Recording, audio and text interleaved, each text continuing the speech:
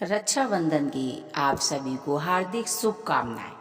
Radhe Krishna friends, कैसे हैं आप? आशा करती हूँ कि स्वस्थ होंगे। सावन का पावन महीना, भोलेनाथ की कृपा, माता पार्वती की कृपा आप हम सब पर बनी रहे। रक्षाबंधन का त्यौहार बहन भाइयों के लिए कोई मामूली पर्व नहीं है। ये बहुत ही खास वो पर्व है जिससे बहन भाइयों के रिश्ते में मजबूती आती है। और जब बहन बेटियां खुशी खुशी अपने मायके जाती हैं तो देखिए, जब बहन बेटियां आपके घर खुशी खुशी आएंगी तो साथ साथ भगवती माँ लक्ष्मी का वास होता है। वो घर घर होता है, क्योंकि बहन बेटियों के आने से घर में लक्ष्मी का वास होता है। और बहन बेटियों को भी ख्याल रखना चाहिए कि हमें किस प्रकार अपने मायके जाना चाहिए। देखिए, जब बहन बेटी जाती हैं अपने मायके तो उनको खास ध्यान रखना चाहिए कि जब वो अपने बहन के भाई के यहाँ जाएंगी तो वो किस तरह से जाएंगी। इस बात को बहनों को हमेशा याद रखना चाहिए। देखिए, जब आप किसी भी त्योहार पे अपने भाई के यहाँ, माँ बाप के यहाँ जब अपने मायके जाती हैं तो बेटियों को हमेशा सज धज कर जाना चाहिए। सबसे पहले उनको काले और नीले वस्त्र, साड़ियाँ नहीं पहननी चाहिए। काले नीले जो वस्त्र पहनते हैं वो निगेटिविटी को निमंत्रण देते हैं और अशुद्धता का प्रतीक माने जाते हैं। तो काला और नीला कपड़ा पहन के कभी नहीं जाना चाहिए। उनके हाथ में लाल, हरी, पीली कलर की चूड़ियाँ होनी चाहिए। रंग बिरंगी चूड़ियाँ पहन के उनको जाना चाहिए। उनको मंगलसूत्र पहन के जाना चाहिए एक सुहागिन के रूप में। उनको मांग में सिंदूर, बिंदी और उनको विशेषकर महावर अवश्य लगा के जाना चाहिए, क्योंकि देखिए, लक्ष्मी का रूप होती हैं बेटियां। और आप महालक्ष्मी के चरण देखेंगी तो उनके चरणों में हमेशा पायल, बिछुए और महावर लगाए रखती हैं। तो आपको भी ध्यान रखना चाहिए इस चीज का कि आप अपने भाई के यहाँ जा रही हैं तो वो आपको लक्ष्मी के स्वरूप में देखें और आप भी लक्ष्मी का स्वरूप बन के जाएंगी। आपको पायल पहननी चाहिए, आपको बिछुए पहनने चाहिए। देखिए, बहुत सा मॉडल ज़माना ये है कि लोग बिछुए नहीं पहनते हैं, पायल नहीं पहनते हैं।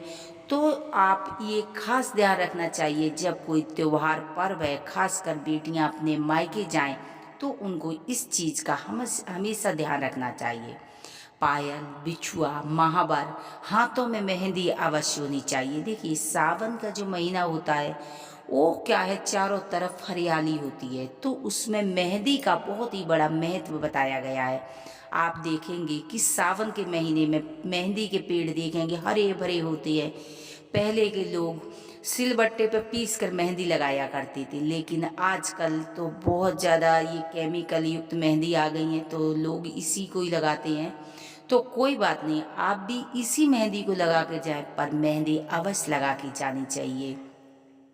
सज धज के हाथों में चूड़ियाँ, हाथों में मेहंदी, मंगलसूत्र, लाल साड़ी, पैरों में पायल, बिछुए, इस तरह से बेटियों को, बहनों को अपने मायके जाने चाहिए। देखिए, जो सावन का महीना होता है तो इसमें क्या है, घेवर का बहुत बड़ा महत्व होता है। बहनों को चाहिए कि अपने घर में भी घेवर लेके जाएं, अपनी तरफ से राखियां लेके जाएं, लेकिन राखियां भी ब्लू और ब्लैक नहीं होनी चाहिए, क्योंकि देखिए आजकल मल्टी कलर आ गए तो उसमें कई तरह के। तो आप देखिए, राखी है, राखी आप क्या है कि येलो बांध सकते हैं, रेड कलर की बांध सकती है, पिंक बांध सकती है, जो कलर मतलब अच्छे होने चाहिए। कहने का मतलब ब्लैक और ब्लू नहीं होनी चाहिए। और आप भाई के लिए अपने घर से कुमकुम, चावल, अक्षत लेके जाएंगी। जब आप भाई को तिलक करेंगी तो उसके सर पे कपड़ा रख के और आप तिलक करेंगी तो उस पर अक्षत जरूर लगाना चाहिए, क्योंकि अक्षत चढ़ाने से हर जगह भाई का मान सम्मान बढ़ेगा, अच्छे की प्राप्ति होगी। और उसको एक दिया जलाकर आरती उतारनी चाहिए। लेकिन मैं तो यही कहूँगी कि दिया भी अपने घर का ही होना चाहिए। अपने घर से सारी व्यवस्थाएं बहनें बना के जाएंगी, क्योंकि जब आप वहीं से लेंगी तो सारा कुछ तो वहाँ का हो जाएगा। तो क्या है, भाई को उतना पुण्य की प्राप्ति नहीं होगी। जब उसी के घर का घी होगा, उसी के घर की बत्तियां होंगी, उसी के घर के चावल होंगे, आप अपने घर से व्यवस्था बना के लेकर देखिए, एक एक चुटकी ले जाना है। कोई अखंड जोत नहीं जलानी है, कोई बहुत बड़ा वहाँ खीर नहीं बनानी, 2 दाने मस्तक पर लगाने हैं, थोड़ा सा सिंदूर रोली लेके जाएंगी। अपने घर से पूरी तैयारी व्यवस्था करके जाएंगी।